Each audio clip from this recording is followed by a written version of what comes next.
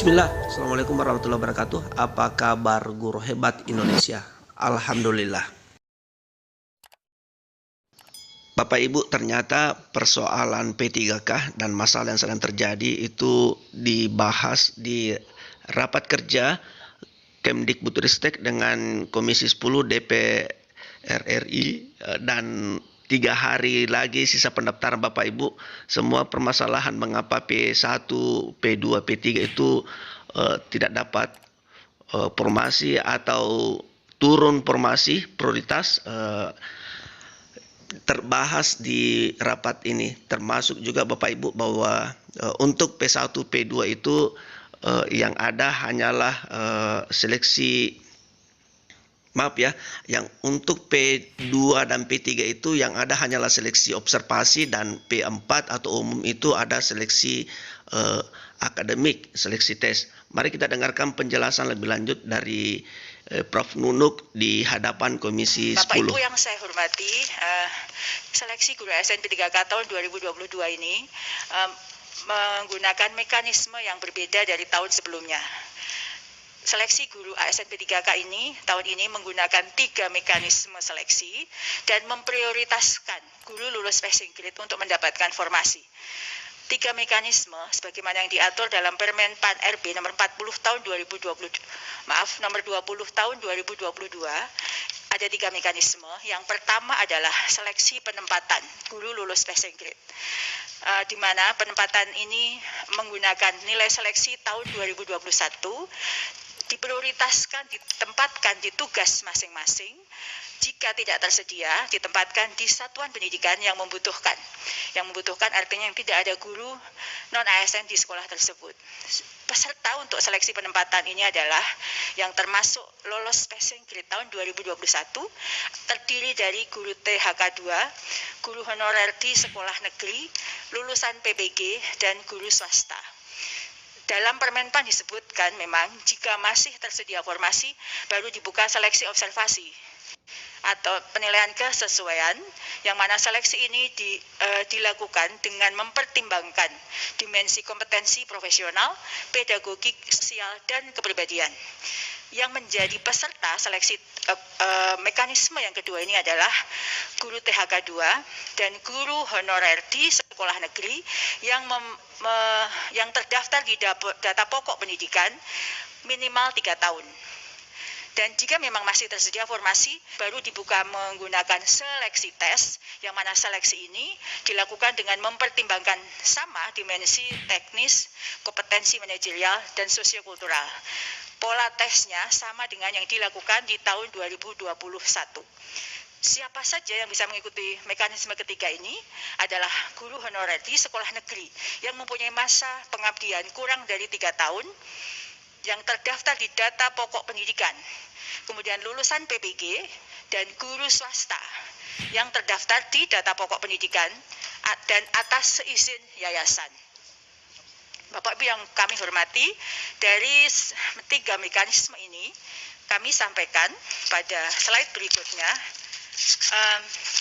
Setelah kami melakukan berbagai kegiatan yang melibatkan pemerintah daerah dan unsur-unsur yang ditugaskan, sampai dengan saat ini pemerintah daerah hanya mengajukan formasi sebanyak 319.618 atau baru 40,9% dari total kebutuhan formasi tahun 2022.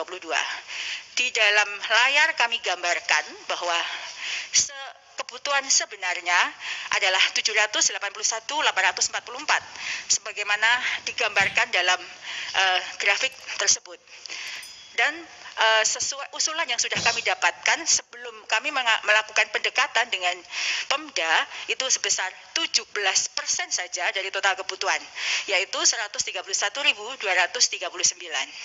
Lalu beberapa kali kami melakukan rapat koordinasi mengundang seluruh Pemda di seluruh Indonesia, sehingga terjadi peningkatan jumlah sebesar 24% dari usulan sebelumnya. Namun demikian peningkatan ini pun masih jauh dari kebutuhan yang sebenarnya, yang mana formasi akhir pada saat ini adalah 319.618 atau 41% dari total kebutuhan. kami laporkan Pak Fikri pada saat RDP, kami laporkan Brebes menarik usulannya, namun berbagai pendekatan yang sudah dilakukan, bupatinya langsung datang ke Menpan dan BKN, formasi 517 itu dikembalikan lagi, alhamdulillah, sehingga laporan pada saat RDP itu berdampak pada Pemda kembali mengusulkan kembali, karena ada informasi yang didengar oleh guru dan guru kemudian melakukan advokasi kepada Pemda, dan saya mendampingi Bupati Kabupaten Brebes sehingga formasi tersebut kembali, alhamdulillah. Memang ini luar biasa. Akibat RDP. Iya, betul. Selanjutnya kami laporkan di slide berikutnya, Bapak Ibu yang saya hormati. Ini adalah perincian jumlah formasi untuk total formasi tahun 2022, yaitu 319.618. Formasi ini terdiri dari yang dapat kami sampaikan bahwa formasi yang mendapatkan notifikasi bahwa guru tersebut mendapatkan formasi adalah 127.186. Yaitu guru atau disebut dengan prioritas 1, yaitu guru lolos passing grade tahun 2021. Nah, kami laporkan bahwa untuk P1 ini terkunci pada jabatan atau formasi passing grade-nya. Artinya jika tahun ini belum mendapatkan formasi, passing grade itu masih di bawah sampai tahun depan hingga yang bersangkutan mendapatkan formasi pada jabatan yang dilamar tahun 2021. Ini kami sampaikan karena banyak guru yang mempunyai persepsi berbeda terkait dengan hal ini. Jika tahun ini dia tidak mendapatkan formasi, maka PG-nya hilang. Ini kami laporkan kembali. Jika pemerintah daerah mengusulkan formasi kurang dari kebutuhan, maka P1 tersebut tidak akan mendapatkan formasi, seperti yang kami laporkan. Dan jumlahnya cukup besar. Kemudian ada P1 yang tidak mendapatkan penempatan karena memang terdapat kelebihan mata pelajaran di daerah tersebut. Maka yang dari 193.000, 127.000-nya yang sudah aman untuk mendapatkan formasi. Lalu formasi tahun 2022 ini ada 3.184 formasi untuk P2. P2 itu adalah guru THK 2, guru honorer di sekolah negeri yang lebih dari 3 tahun, yang mana akan dilakukan melalui seleksi observasi dan verifikasi. Dan 127.232 untuk formasi untuk P3 atau guru honorer yang ada di sekolah negeri lebih dari 3 tahun. Kemudian kami sampaikan bahwa penempatan P1 ini kami laporkan kembali, menegaskan kembali bahwa penempatan P1 ini tidak menggeser guru honorer lain yang sudah mengabdi atau sudah ada di sekolah tersebut. Karena itu terdapat formasi yang terbuka untuk I2 yang sudah ada di sekolah masing-masing walaupun terdapat P1 yang belum ditempatkan. Jadi kalau sudah ada guru yang mengabdi di situ, tidak akan tergeser oleh guru lain. Ini belajar dari praktek baik tahun 2021 karena banyak guru yang tergeser sehingga dia tidak mendapatkan mengajar lagi dan menjadi pengangguran. P1 yang tidak dapat ditempatkan diberi kesempatan untuk memilih formasi yang masih kosong dengan menggunakan mata pelajaran atau jabatan lainnya, yang mana dalam hal ini peta linearitas berlaku. Jika P1 melakukan hal tersebut, maka mengikuti seleksi observasi dan verifikasi bersama kelompok P2. P1 tetap diprioritaskan dibandingkan dengan P2. Bapak Ibu yang saya hormati, kami laporkan bahwa ada 62.016 untuk formasi untuk pelamar umum. Jadi mohon maaf ada kesalahan penyebutannya, pelamar umum, yang mana formasi untuk pelamar umum hanya formasi kosong. Jadi kami menyampaikan ini untuk menjawab pertanyaan mengapa ada P umum sementara P1 belum ditempatkan. Formasi P3 untuk umum ini hanyalah formasi kosong yang sama sekali tidak ada guru honorernya. Formasi ini bukan formasi yang sama dengan formasi P1. Jadi misalnya ada guru P1 yang masih tersedia dengan mata pelajaran itu, maka formasi umum tentu tidak dibuka.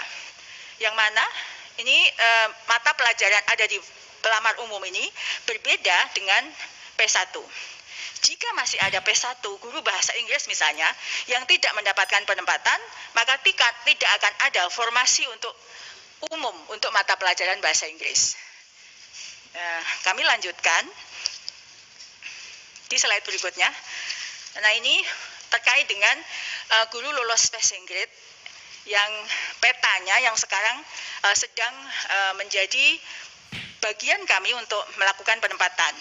Dari 193.954 pelamar P1, kami laporkan bahwa 87,2%-nya guru lulus passing grade tersebut bisa mendapatkan formasi ASN P3K tahun 2022. Dan masih ada 12,8% yang belum mendapatkan formasi. 87,2% ini adalah di angka yang berwarna hijau, 127.186 yang sudah mendapatkan notifikasi mendapatkan formasi, dan di 11.349 yang tersedia formasi jika guru tersebut melamar menggunakan jabatan lainnya. Jadi masih alhamdulillah sudah 87,2% yang sudah mendapatkan formasi. Dan yang sisanya tersebut kami laporkan bahwa 41.000-nya adalah sebenarnya ada kebutuhan, namun belum dibuka formasinya oleh Pemda terkait. Dan 13.527-nya adalah memang tidak tersedia formasi karena mata pelajaran yang dimiliki oleh guru tersebut memang berlebih. Selanjutnya, di slide ini kami laporkan bahwa yang mendapatkan notifikasi untuk melamar dengan jabatan fungsional lainnya, ini adalah yang belum mendapatkan penempatan bisa mengikuti seleksi sebagai P2, P3, ataupun pelamar umum. Yang pelamar umum ini adalah guru honorer swasta yang lolos passing grade. Jika mereka turun prioritas, maka bisa mengikuti sebagai peserta pelamar umum. Ilustrasinya adalah sebagaimana yang ada di layar bahwa guru P1 itu sebenarnya dia adalah guru SD. Karena tahun 2021 tidak ada formasi untuk guru kelas SD, guru tersebut melamar sebagai guru SMP matematika atau guru SMP IPA. Pada notifikasi yang bersangkutan diberikan pilihan apakah ingin tetap sebagai P1-nya yaitu guru IPA SMP ataukah dia memilih menggunakan jabatan lainnya untuk bisa mengikuti seleksi saat ini yang jumlahnya lebih dari 11.000. Jika dia setuju tetap pada P1-nya guru IPA, maka dia akan tetap sebagai guru honorer di tempat tugasnya saat ini hingga sampai dibuka formasi berikutnya. Jika dia memilih untuk mengikuti turun prioritas istilahnya, sebenarnya mengikuti seleksi untuk P2 maupun P3, maka dia bisa kembali mengikuti penilaian kesesuaian dan yang bersangkutan bisa memilih sebagai guru kelas SD sebagaimana jabatan yang dimilikinya. Demikian Pak Menteri, tugas